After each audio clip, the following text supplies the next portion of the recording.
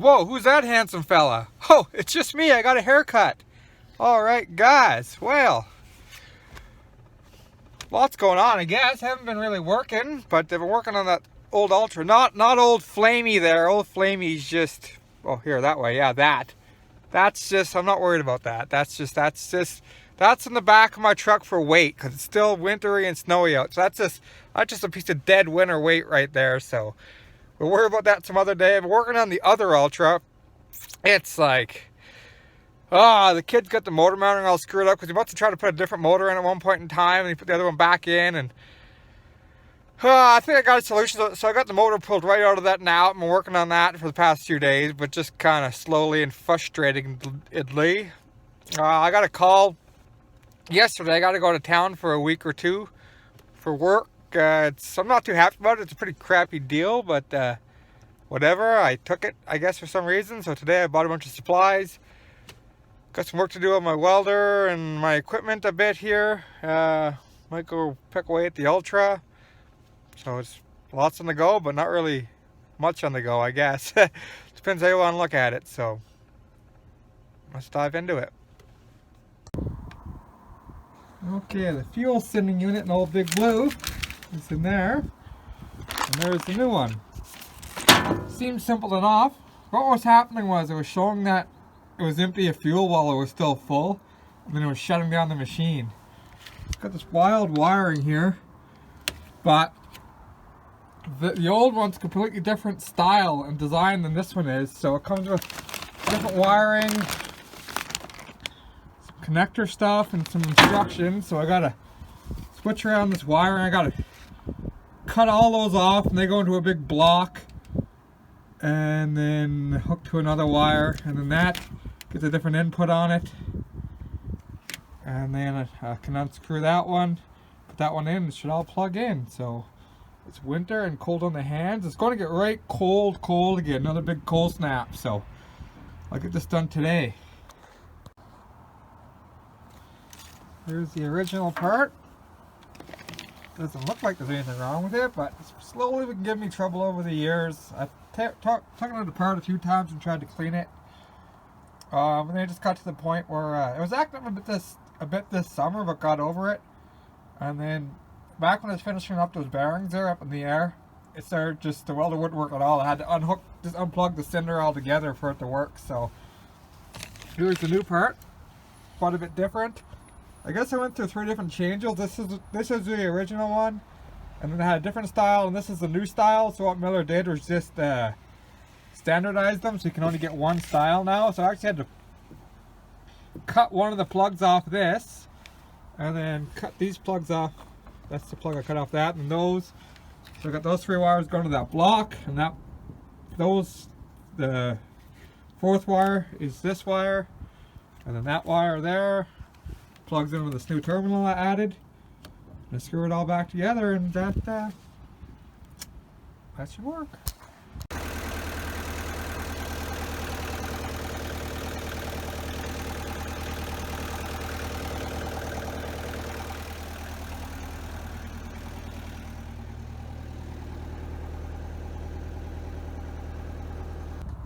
Okay, that's together, and my hands are freezing. The wind's howling.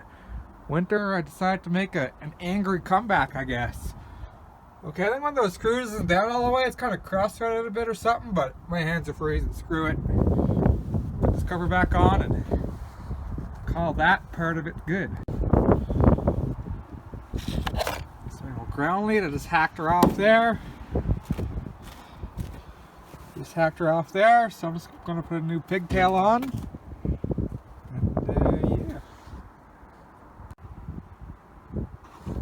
Okay, I got my new pigtail connector on my ground. See, I run a male connector on the ground side, and then a female on the stinger side coming from the machine, so you can never get them mixed up. You got to pull a zillion feet of cable through a plant, you get to the end, and you can't mix them up. Most guys run stinger and ground both, like the female, and they'll just put a little piece of tape on to mark them, but that's not, ever since the start of my career, that's how they did it, so that's why I do it. And people always are like, what the heck? So I carry a little male-to-male adapter in case I got to plug into someone else's cables or whatever the or got to switch polarity, or whatever the circumstance is. I have an adapter for this end and that end, so if I got whatever, I'm covered for all my circumstances. So, whew, I'm going in the house. Screw this. Okay, we'll do this in the doorway of the house here, man. That wind is just howling. It is not nice. So, go put a new stinger on, because it gets all like, still works, but there's like the groove that I mostly use is all kind of wore out big, and then all the other little grooves are just not usable anymore, and the rod flops around. I've been using like that forever, but I guess I might as well switch that up. The ground, I've been using this with a pair of vice grips for like months, so put a ground on, place this pile of crap. This Ultraflex cable, man, it's more like a foamy type coating than a rubber type coating, but it's pretty tough, like it doesn't melt. I pinched it there once, but it's super bendy and it never gets stiff. It's awesome, and it's not as small as it looks. It's actually 2/0, I think, or number 2. But it's just like it's got a thin coating, so like there's actually quite a bit of wires in there. It's a nice cable. It's really nice. So there's all that jazz. All right, well there's all that. I used the Tweeko 250 amp. This one was just an aftermarket one, a cheapy one I bought. It's exactly the same as the cheap knockoff. It seemed just as good. They arc out and get wore out there just the same. I use the 250 amp one just because of the size. You can use the... And my buddy, he always goes with the 200 amp one, but these are shorter, and then this distance here is smaller. So I find it's a hard time to get your hand in behind it. They're just a smaller... So just for the size of this, to get your hand behind it, and just the length of the handle, I go with the 250 amp Tweeko, or the cheapy ones. I don't really find a difference. And then, see there's some... female side there, and that's the Tweeko Junior, it says on it. I usually go with the bigger one. This is the 300 ampere. The bigger one, it's quite a bit, but it's bigger, and I want to go with bigger, not really because of the amperage carrying capacity, but because it's easier to squeeze because it's longer, and then it's easier to open wide. You can get it over stuff easier. I just find it's a better clamp. I find the small ones are kind of annoying, but the weld suppliers never seem to carry the big ones, so there we go. I got the Tweeko Junior on there. Junior. Got there. Alright. Got my cable wear all up to par. Here we go. The singles. It's supposed to be shade. Yeah, shade 10. The singles HD, man. It says they're high definition. They're actually awesome. See, that's what you see normally. There's the HD. They're actually incredible. Once you start using the HD lens, auto darkening, they're like $100, but they are see colors in the light state like you've never seen before. Yeah, boy. And these are the Synergy brand, but there's lots of brands. It's the cheap clear lenses. I buy them by the box of 100. Buy a box of 100, they last you just forever. I think I'm on my second box ever since I started using just the regular flip fronts. There's, you gotta use a combo shield, so I just got the, you can get the normal $12, like Princess Auto crappy lids that are similar style to this, but kind of different. And then you get like the $60 ones. So I had the like, $60 one for 3 years now. And it was, all this was smashed off and it was in bad shape. So this one here is probably, since spring I had it. So this is it's not the $12 model. This is a cheap knockoff version of the $60 one. So it's like a $20 version of the $60 one. So it's got metal pins in here. The $12 ones, it's got plastic pins, and I usually replace them with cotter pins. But these got the metal pins. It's just a knockoff version of the good one. And my singles, my auto darkening lens, last time I used it, there's all like little specks in it. Like I don't know if the coating's starting to come off or it got spattered. It's all screwed up. So these, they're thicker, so they usually don't work the way these snap in there, and they're just a little retaining thing here. And they get the auto darkening lens in, you actually got to file it thinner. But I didn't file it quite thin enough. It barely jams in there, and sometimes it falls out. So I'm just going to file that a bit thinner and put her back together with the new stuff. See that? And now it's smooth, like it's smooth. That's internal on the inside. It's like all let go little specks. So when you're trying to weld, it's all like specks of light. When I was welding on that skid steer snow bucket there, I was having a heck of a time trying to see because there's all these little specks of light in there. I don't know what the heck, but it's not burnt on the glass. It's just, it looks like it's spatter on the glass, but it's not. It's all just burnt in specks. Or like not burnt in specks, but like letting go from the inside specks. Huh. Weird. See, the outside surface is nice and smooth. Both sides. There's no... I've always had lenses on both sides. It's nice and smooth. It's just the internally, it's all spackling. Well, I guess it's a spare. See, I just took the fiber metal cups there to adapt to your hard hat, and I just put those on, and they work pretty good. They actually have the square holes inside. Usually you buy the cheap ones with the round hole, and you got to hog out a square hole to get these in. But these ones fit right in. I lost the two springy metal things up the outside, so they're all loose and flappy. I should probably fix that, I guess. Alright, I dug through my collection of things, and I found these little guys. They go in behind here, and they're your spring.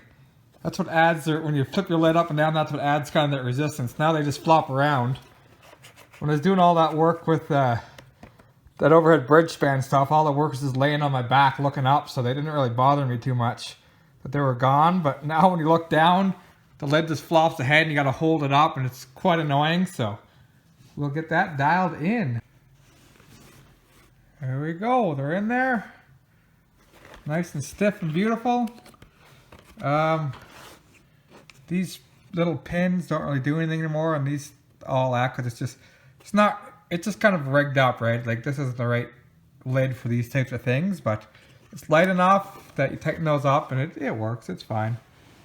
Way better than that big old clanky gray fiber metal stuff.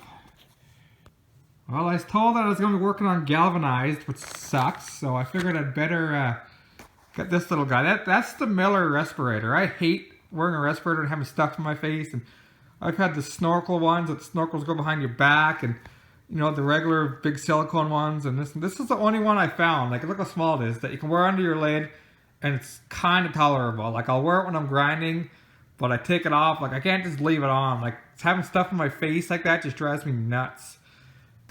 So I got some replacement dealies for that, and I'll get that together. Whoa, handsome alert. Oh wait, it's just me at the haircut, right? Okay. So there you go. New things. I should have shoved some toilet paper behind these, so then I could also be protected from the coronavirus. Maybe that's recommended. So we got a few other things to do there. Probably tomorrow. It's only Thursday. I'll probably take off Sunday night, I'd imagine, or Monday morning. So it's a 3-hour drive. I'm going to be gone for a week, maybe 2 weeks. Hopefully I can get some video of that. I don't know what the deal is going to be. I got this contract. They sent it to me to sign. I got to sign it and send it back, but they emailed it to me. So I actually tried to put it on like Microsoft Paint and like sign it like, you know, like with the paint. But then I was trying to like type in other stuff, and that just wasn't working. And then I tried a bunch of crap, just wasn't working. So then I printed it off. I tried to print it off and sign it and scan it back in, and that, no. So I printed it off and signed it. So I'm just going to go to the office in town. It's the same company, but it's like a whole different site, like different deal. It's not really nothing to do with them, but I'm just going to go tomorrow, hand him the paper copy I signed, and say, here, deal with this. I don't know how. If he wants his contract, you get it to him. Because, oh, man, doing this computers just frustrate the heck out of me. Anyways, so yeah, I got to pop over the door latch, my latch, toolbox latch hinge for my door. I bought 132 pounds or something, whatever, 44 times 3 pounds of rods, because I don't know what size of rod I'll be needing, so I just bought a variety, some other stuff. I don't know, man. So that's it. I don't know what I'll be up to this weekend, but for right now and tomorrow morning, I'm just going to be getting my things ready to head out of town for A work trip, I guess, sure.